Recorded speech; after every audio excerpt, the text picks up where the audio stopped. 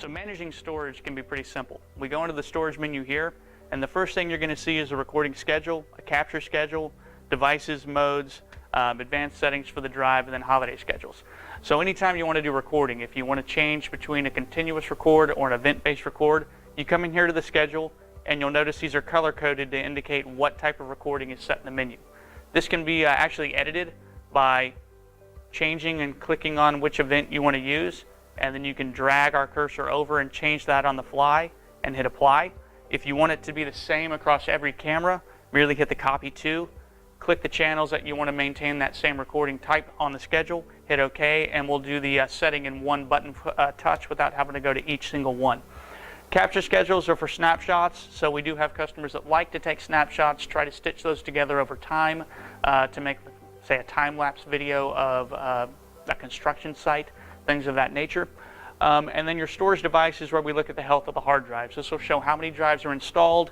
It'll tell you the status, the property type, if it's local or a NOS drive, and then what group it's in. The group setting is actually something that is pretty important to follow.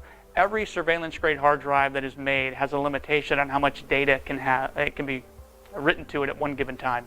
Typically, between the top brands of Western Digital or Seagate, that limit is 64 cameras recording at once at a 1080p max resolution. Obviously, now systems are much higher in resolution, approaching 8, 12, sometimes even 20 megapixel capabilities. So when you have a lot of cameras in a system recording at those higher res, you want to make sure we're not putting the hard drive under undue duress to make sure it doesn't fail. Obviously, we don't want to lose any video evidence over time. So the group setting here allows you to group cameras to record to specific drives that are tagged as a group inside the recorder. This is a good way to make sure that you're balancing the load between, say, drive 1 and drive 2, so that every camera doesn't start to record at the same time on that hard drive and increase the risk of the data being lost somewhere in the process. We can also do partitioning if you are going to use this in a single hard drive mode, to where you can limit. So if you have one camera that is critical to store that time longer than others, you can partition a particular amount of that hard drive to say this camera gets 1 terabyte, say of a 4 terabyte drive. All the rest can split the 3. That way it can maintain its evidence for a longer period of time compared to the others, just to really fine-tune how long you want to keep every single camera's settings for storage. The advanced settings for the 5X and 7X, there is an eSATA port on the back. This can be used as an extended hard drive, so if you're going to max out the limitations internally, you can add an additional drive. This drive can also be used as a cloning option.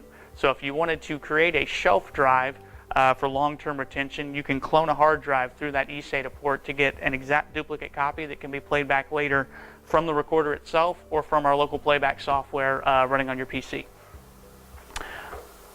Holidays, just for holiday scheduling. So obviously there are national holidays, there are school holidays. So when you're putting this in a business or in a school, for instance, you can set up specific days that are pre-programmed to record on a different basis.